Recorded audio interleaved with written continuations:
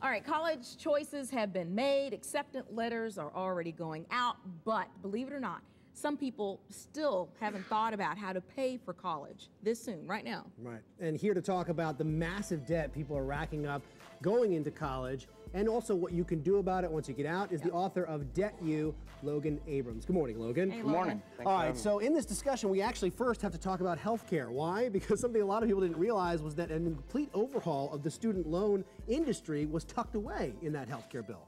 Right, exactly. Just went into effect last week, and now the government's going to be using the interest income on the student loans they had guaranteed to other banks to now fund part of healthcare.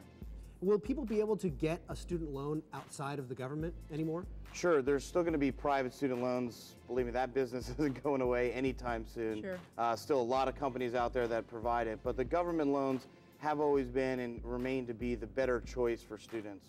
Do you think that'll reduce the amount of debt, though, that college students or college grads normally get at the end of their years? No, I don't think it'll have any effect on that. The government's going to use the interest income that they had guaranteed to other banks to now use to fund part of healthcare. So they haven't come out and said anything about reducing amounts of debt or reducing interest rates just yet, although that's obviously the hope of many people. Right, but we know some of these loans will be forgiven after 10 years depending on what career you pursue. Right. And after 20 years depending on other careers or whatnot. Right, right. Okay, well, what about just folks looking to, tamp down on some of the, because it's just outrageous what some of these schools charge now. Yeah. And how can people avoid getting into so much debt from the get-go? Well, what I tell students is to understand what they're getting themselves into, and the parents to make good financial decisions with their children. Oftentimes, the two aren't combined. So I hope parents go out there, buy the book, read it themselves as parents, then pass it along to their children to read.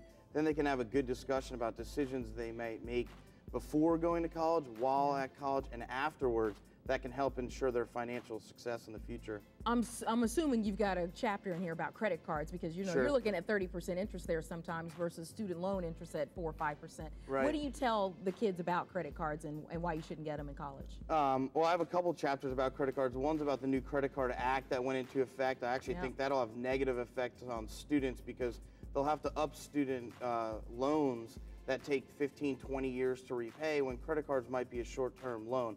But really it goes back to the education. It's all about education. If students understand, like you said, the high interest that are being charged up front, they'll have a better way to make a better decision. So it's really the educational aspect of the credit cards especially. We only have a few seconds left, but a lot of acceptance letters already going out now, but maybe parents and students that didn't jump on it, getting into, is it too late for them for this year? No, it's not too late for student loans or anything like that, but it's not too late also for parents to start talking to their children about this. Pick up a copy of the book, Debt You. It's a great way for parents to bridge the gap with their children about how to kind of start making good financial decisions. Okay, Logan, thank you so much. Thank you. And for a link to information on that book, you can find it at our website, dailybuzznow.com, under the For More Info tab.